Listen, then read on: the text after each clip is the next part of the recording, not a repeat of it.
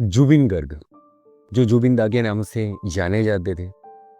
मैं इनकी बात आज इसलिए कर रहा हूँ क्योंकि मैं पर्सनली ये फील करता हूँ कि जुबिन गर्ग दा जी के साथ ना एक एक अलग से रिश्ता बन चुका था। ये तब की बात है जब मैं स्कूल डेज में हुआ करता था। मेरी तरह और भी जो होते होंगे मेरी एज के या फिर उससे थोड़े भी प्लस माइनस एज के, वो सभी जानते कि तब एक सॉन्ग आया था जुबिन गर्ग दा जी का।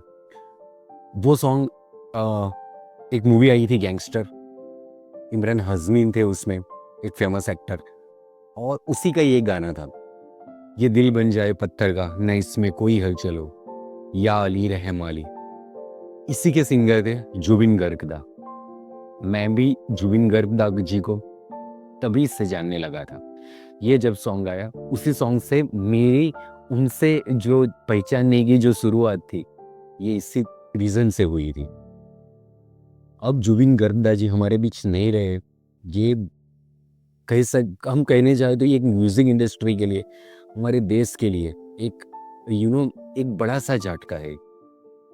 ये कुछ इन इसकी जो भी सारी बातें हैं वो मैं आप तक पहुंचाना चाहूंगा। इसमें जो किसी पे शक है, क्यों है, इसको एक नेचुरल डेथ या फिर एक हादसा या फिर एक जानबूझ के की गई हुई प्लानिंग, इसमें से किसके अंडर ये फॉल होती है चीज, ये हम बाद में डिसाइड करेंगे। हमारी जुडिशियल जो भी सिस्टम है वो क्या इसके ऊपर आती है, वो सारी चीजें देखेंगे। लेकिन अब तक जो भी सारी चीजें बातें हो चुकी है वो मैं आप तक पहुंचाना चाहूंगा। 22 सितंबर को जुबिन गर्ग जी एक इंडियन नॉर्थ ईस्ट ये इवेंट थी, प्रोग्राम था, वहाँ पे वो गए थे। वहाँ पे एक्चुअली उनका बहुत बिजी स्केड्यूल माना जाता है कि हुआ करता था इन दिनों, तो वो कहीं पे जाते नहीं थे। वो इनविटेशन इतनी जल्दी किसी का एक्सेप्ट करते नहीं थे क्योंकि जो मूवीज़ है, उनके म्यूज़िक एल्बम्स है, उनमें से उनको वक्त नहीं मिलता था। लेकिन ये कल्चरल इवेंट थी और ये नॉर्थ ईस्ट इंडिया के को लिए एक रिप्रेजेंट करने वाली इवेंट थी, तो जुबिन गर्ग जी ने इसके लिए हाँ कह दी थी। तो वो वहाँ पे गए, वो एक वाटर एक्टिविटी कर रहे थे। सिंगापुर में थी ये सारी चीज़ें। तो वहाँ पे जब वो गए, जब वो एक वाटर एक्टिविटी के लिए जाते, तो इन दरमियान उनकी मृत्यु हो जाती है।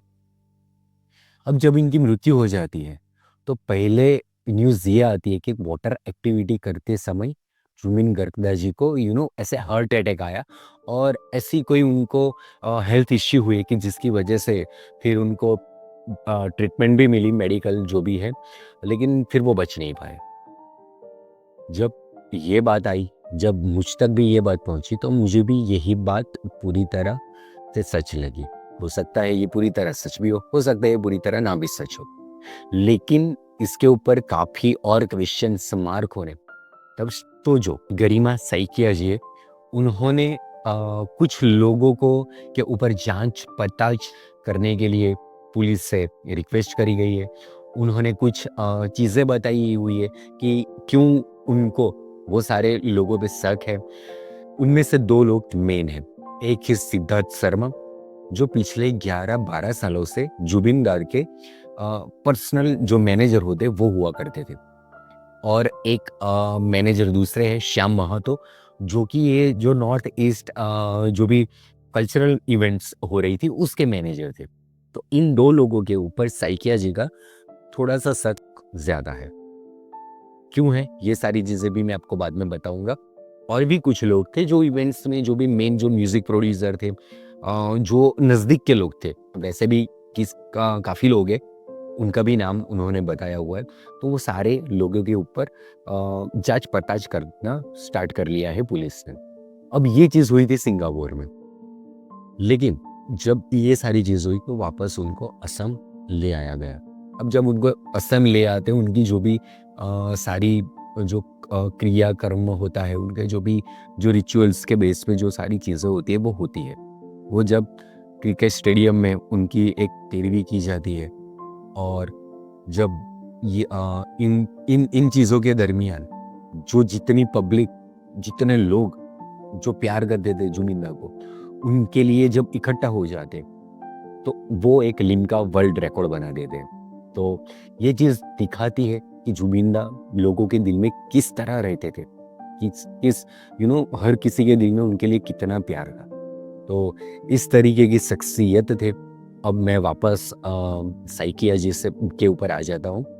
तो उन्होंने जब इन 2 लोगों के ऊपर जो शक जताया, उन्होंने कहा कि 2022 में जुबिंदा को एक बार दौरा आया था। जब उनको दौरा आया तो उनको हॉस्पिटल ले जाया गया। जब हॉस्पिटल ले गए तो उनके हेल्थ का जो भी चेकअप हुआ, बस जो डॉक्टर्स थे वो काफ़ी अपने उस फील्ड में वो बहुत एक्यूरेट थे। तो उन्होंने क्लियरली बता दिया था कि उनको आग और पानी से दिक्कत है। उनसे आप बचा के रखिए, थोड़ा उनसे दूर रखिए, क्योंकि वो होता है ना, एक फोबिया होता है। किसी को हाइट का फोबिया होता है, किसी को आग का होता है, किसी को पानी का होता है। उसी तरह जुबिंदा को आग और पानी का बताया गया। वो उस फोबिया की वजह से उनको ये दौरा पड़ा था। तो उसकी दवाइयाँ भी जो डॉक्टर्स थे उन्होंने स्टार्ट कर ली थी। अब वो जब भी जाते थे तो वो अपनी सारी दवाइयाँ साथ में ले जाते थे। अगर वो एक सिटी में ही अगर वो ट्रैवल कर रहे तो भी उनकी दवाइयों की सारी चीज़ें उनके साथ होती थी।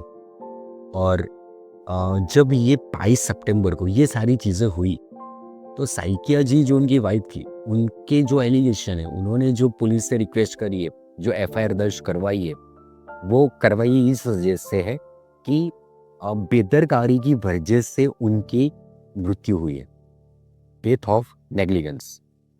तो उनका मानना था कि अगर उनको जब ये उनको उनकी हेल्थ जब बिगड़ी वाटर एक्टिविटी करने में, तो अगर उनको कुछ मेडिकल जो भी सुविधा थी वो अगर मिल जाती तो उनका कहना है कि वो शायद बच जाते। अब ये सारी चीज़ें शक के दायरे में आई क्यों? क्योंकि जब उनको पानी से फोबिया था तो वो फोबिया वो तो वाटर एक्टिविटी करने को अवॉइड करते थे, तो फिर वो गए ही। अब साइकिया जी का एक ये भी कहना है कि वो दोनों पति पत्नी में जब जुबिंदा की जो भी स्केड्यूल्स होते थे, मानो कि सुबह से लेके शाम तक कुछ भी हुआ, तो जब वो अगर रात को बात कर रहे हैं फोन से, अगर एक साथ में नहीं है, अलग अलग है, तो जब भी वो बात करते थे तो सारी चीजें जुबिंदा उनको बता दिया करते थे कि आज पूरे दिन में क्या हुआ, क्या एक्टिविटीज हुई और कल क्या होने वाला है। तो साइकिया जी को सारा कुछ पता होता था। लेकिन उनका कहना था कि जब 21 सितंबर को रात को जुबिंदा से जब उनकी बात हुई तो उन्होंने ऐसी कोई भी चीज नहीं बताई थी कि कल नेक्स्ट डे 22 सितंबर को मैं कोई वाटर एक्टिविटी करने जा रहा हूँ। तो ये हो सकता है कि ये इमीडिएटली वो हुआ हो, डिसाइड हुआ हो कि वाटर एक्टिविटी करने जाते। तो उनका कहना था कि उनके जो मैनेजर है वो सारी चीज़ें जानते थे कि उनको उसका फोबिया है, उनको वो सूटेबल नहीं है, तो वो उनको रोक सकते थे। उन्होंने रोका नहीं है।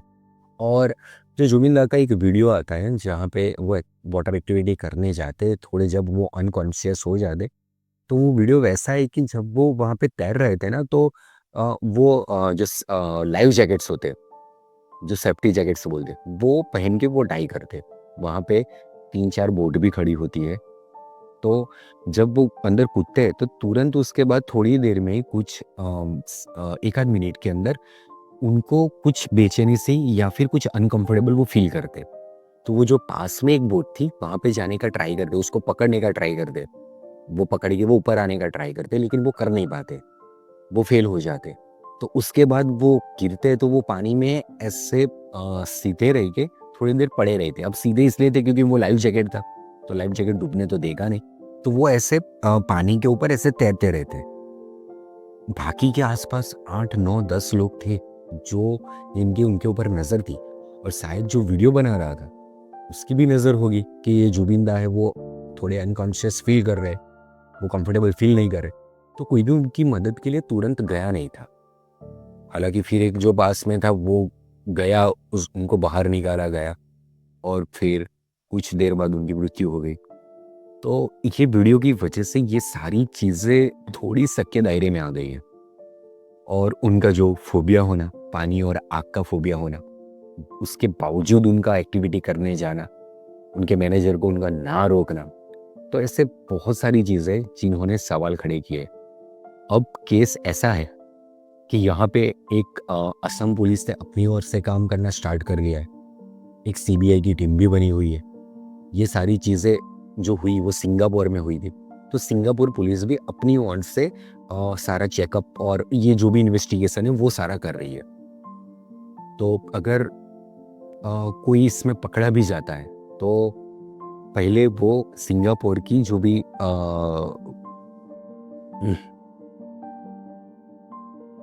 हालांकि इंडिया और सिंगापुर के बीच में एक गठबंधन है, एक अंडरस्टैंडिंग बनी हुई है कि अगर ऐसे कोई भी सिचुएशन होगी तो एक दूसरे को वो हेल्प करेंगे जब भी ऐसे कोई केसेस होंगे उसमें। तो ये एक दूसरे को गवर्नमेंट को ये इतनी जो हमारे एक्सटर्नल मिनिस्टर है तो उनकी वजह से इतना कुछ कॉम्प्लिकेटेड होने नहीं वाला, एक दूसरे को देश से मदद जरूर मिल जाने वाली है। लेकिन अब बात आती है इंडिया की, यहाँ पे जो भी इन्वेस्टिगेशन हो रहे हैं, जब उनको पकड़ा गया जो भी महतो थे, जो वो कल्चरल प्रोग्राम के जो मैनेजर थे और दूसरे थे उनके जो मैनेजर सिद्धार्थ शर्मा, जब उनको पकड़ा गया तो उनको जुडिशियल 14 दिन की जुडिशियल कस्टडी में रखा गया। अब जुडिशियल कस्टडी क्या होती है वो मैं आपको बता देता हूँ। उसमें पुलिस इतने सख्ती से या अपने तरीके से पूछताछ नहीं करती है। वो जुडिशियल कस्टडी में इसलिए रखते हैं कि पुलिस को थोड़ा वक्त मिल जाए कि वो अपनी ओर से पूरी प्रिपरेशन कर ले कि उनको क्या सवाल करने हैं, कि क्या कैसे केस को फॉलो करना है। तो इस अंदाज में ये केस चलने वाला था। अब थोड़े सवाल इस पे भी खड़े हुए हैं कि ये जो लोग पकड़े गए उनके पॉलिटिकल बैकग्राउंड भी काफ़ी स्ट्रॉन्ग है, तो क्या उसी वजह से उनको ऊपर कोई कार्यवाही अभी तक नहीं हुई है या कोई और रीज़न है। दूसरी बात ये कि उनका पोस्टमार्टम भी हुआ गया, तो जो पोस्टमार्टम हुआ है वो 2 जगह हुआ है, एक गुवाहाटी में हुआ है इंडिया में और सिंगापुर में भी हुआ है। आज उसके 13-14 दिन या 15 दिन हो चुके हैं, तो अभी तक वो क्या सही में कोई रीज़न था उसकी कोई डिटेल्स नहीं आई हुई है। तो जुबिन दा को लेके ये एक सारी चीज़ें हो चुकी है और उनके जो डेथ हुई उसके आसपास अभी ये चीज़ें हो रही है और क्या पता चलता है क्या आता है वो भी बातें मैं आप तक ले आऊँगा, क्योंकि मैं भी उनका दिल से बहुत बड़ा फैन रहा हूँ। तो मैं भी चाहता हूँ कि किसी ऐसे इंसान को सज़ा ना हो जो इसमें शामिल ना हो, कोई बेगुनाह को। वो कहते हैं ना कि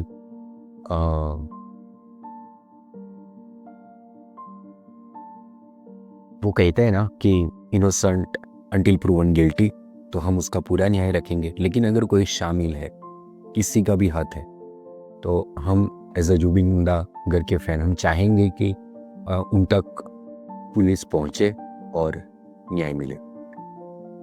तो जुबिन दा के बारे में जो सारी बातें थी वो मैंने आप तक बता दी। बस आज की बात में इतनी ही बात।